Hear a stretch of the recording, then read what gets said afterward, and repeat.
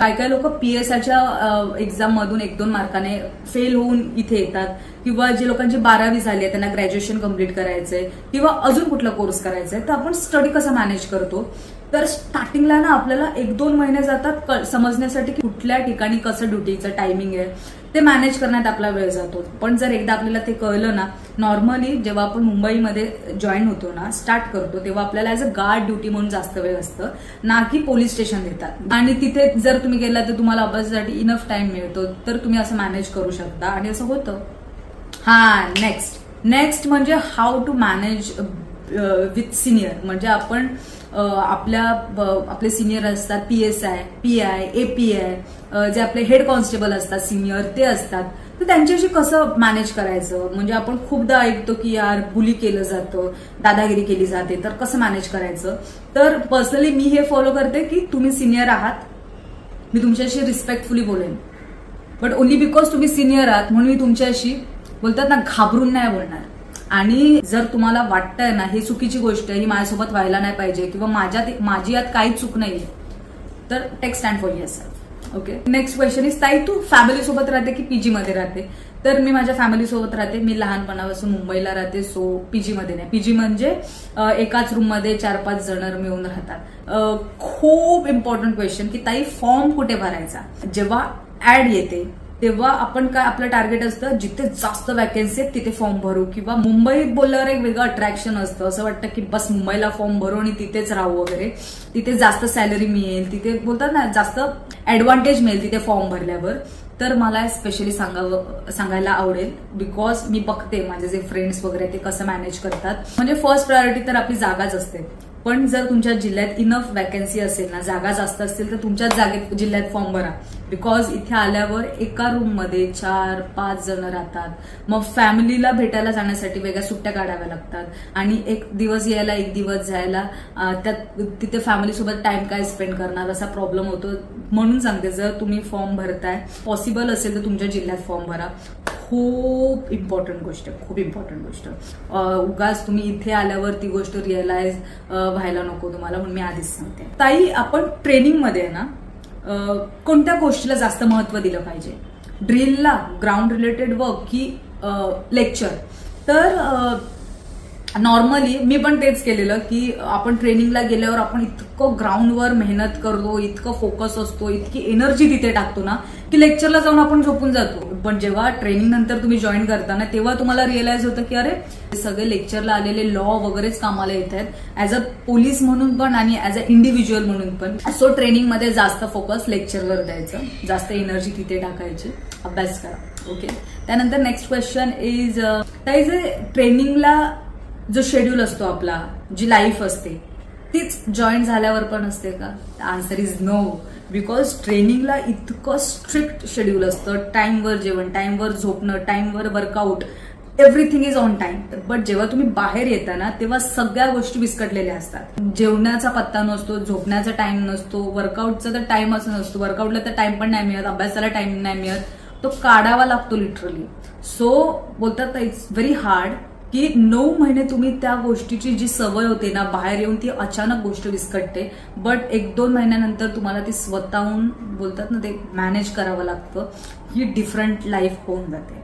ताई जे स्पोर्ट्स मधून फॉर्म भरतात त्यांचं नंतर काय होतं, तर बोलतात ना मी पण स्पोर्ट्स मधून फॉर्म भरलेला, बट आता मी ते कंटिन्यू करत नाहीये. बट जे स्पोर्ट्स मधून फॉर्म भरतात तर बाहेर येऊन ना जॉईन झाल्यावर नायगावला त्या लोकांची ट्रेनिंग असते स्पेशली, आणि त्यांची सकाळी 7 ते 10 प्रॅक्टिस, संध्याकाळी 4 ते 7 प्रॅक्टिस. मग त्या लोकांना नॉर्मली बंदोबस्त वगैरे करायची गरज नसते, प्रॅक्टिस करा आणि जे स्पोर्ट्स येतील त्यामध्ये पोलीस डिपार्टमेंटला रिप्रेझेंट करा. ताई जर आम्हाला 12 तासाची 24 तासाची ड्युटी नाही करायची, बंदोबस्त नाही करायचा, तर असे कुठले स्किल्स आहेत, असे कुठले सर्टिफिकेट आहेत जे आम्ही आत्ताच काढले पाहिजेत ट्रेनिंगला जायच्या आधीच किंवा जॉईनिंगच्या आधीच?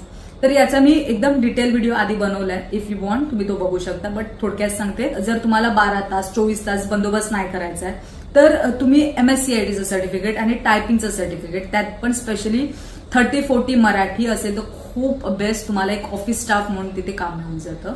सो 10 ते 5, 10 ते 6, सॅटर्डे संडे सुट्टी, असं त्याचं पॅटर्न असतं. म्हणजे ते करत करत तुम्ही तुमचा अभ्यास पण करू शकता. ताई लोक कसं बिहेव करतात का आपल्यासोबत, म्हणजे स्पेशली पोलीस डिपार्टमेंट आणि त्यात पण पोलीस कॉन्स्टेबल हे यांचं लोकांसोबत डिरेक्ट इंटरॅक्शन असतं. म्हणजे ती लोक डिरेक्टली लोकांसोबत बोलतात, कॉन्टॅक्ट करतात. तुम्हाला असे एक्सपिरियन्स येतील की काय काय लोक तुमच्याशी खूप रिस्पेक्टफुली बोलतायत, काय काय लोक खूप अॅरोगेंटली बोलतायत. म्हणजे लिटरली तुमच्याशी अशा भाषेत बोललं जाईल की तुम्ही आम्हाला शिकवू नका काय करायचंय ते. तुम्ही स्वतःला समजता काय, तुम्हाला माहितीये का आम्ही कोण आहे, लिटरली असं. किंवा काही लोक असतात की इतके हेल्पफुल असतात आणि ते खूप असं रिस्पेक्टफुल बिहेव करतात आपल्यासोबत.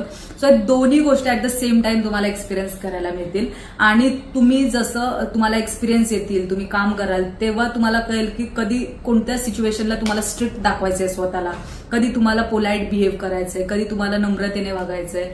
आणि बोलतात ना ते तुम्हाला एक्सपिरियन्सनुसार कळून जाईल. ताई कलिग सोबत कसं असतं बॉन्डिंग किंवा त्यांचं बिहेवियर आपल्यासोबत कसं असतं, तर बोलतात ना जेव्हा तुम्ही स्टार्टिंगला येता तेव्हा बंदोबस्तसाठी तुम्ही वेगवेगळ्या लोकांसोबत रोज असता. म्हणजे आज ही लोक असतात तर उद्या ती लोक नसतील तुमच्यासोबत, उद्या दुसरीच लोक असतील. सो आणि हेडक्वार्टरला तुमची लोक वेगवेगळी लोक असतात. तर मी तर एवढं सांगेन की म्हणजे जी कामं तुम्हाला दिली आहेत ना ती तुम्हीच करा. म्हणजे कोणावर ते डिपेंड राहू नका की बाबा हे माझं काम करशील का, किंवा कोणावर विश्वास ठेवून एखादं काम करू नका. स्वतःचं काम क्लिअर करा आणि बोलतात ना फ्री व्हा. जी लोक जस्ट ट्रेनिंग मधून आता बाहेर येतील ना त्यांच्यासाठी जास्त इम्पॉर्टंट व्हिडिओ असेल.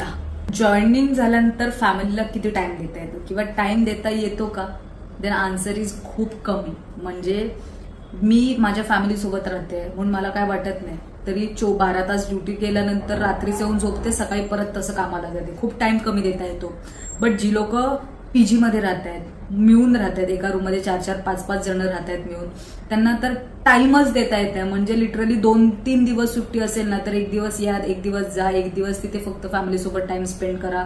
खूप कमी टाइम देता येतो. त्यांना आन्सर इज नो, खूप कमी. ताई आपल्याला वर्कआउटला स्वतःला फिट ठेवायला टाइम देता येतो का. म्हणजे जरी 12 तास 24 तास ड्युटी असली ना तरी आपल्याला जास्त काम करायचं नसतं, आपल्याला एका ठिकाणी बसून राहायचं असतं. तर आपण एवढे हेल्दी होतो जशी मी आता झाली आहे, तर वर्कआउटला टाइम नाही देता येत. म्हणजे सपोज 8चं टायमिंग असेल ना तर 2 तास तुम्हाला तिथे पोचायलाच लागतात. मग तुम्हाला टिफिन बनवावा लागतो, त्यानंतर तुम्ही उठाल किती वाजता, झोपाल किती वाजता, वर्कआउट कधी कराल. सो तुम्हाला एखाद्या पिरियड नंतर 4-5 महिन्यानंतर असा टाइम कळून जातो की बाबा या काढावा लागेल टाइम. आता हे स्वतःला सांगावं लागतं की वर्कआउटसाठी आता टाइम काढावा लागेल. तो मिळत नाही, तो काढावा लागतो. सो इट्स व्हेरी बोलतात ना टफ थिंग. अजून बोलतात ना ताई तुझी जर्नी कशी होती, तू स्टार्ट कसं केलंस, तू या फील्डमध्ये कशी आलीस, त्याच्याबद्दल थोडं सांग. हे पण होते क्वेश्चन, बट खूप मोठी ती स्टोरी आहे.